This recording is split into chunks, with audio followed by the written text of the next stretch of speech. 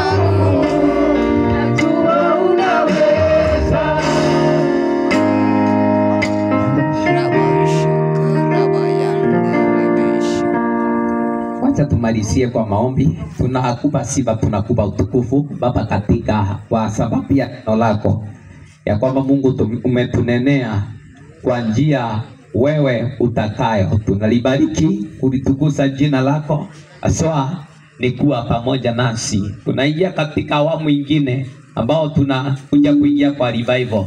Naomba mtakatifu yako ikatuse wakati huu, ukaendelee kugusa kijiji hii na kubadilisha wapendwa hapa, especially Bwana wale ambao hawajakujua Bwana, walete katika ufalme wako katika jina la Yesu Kristo.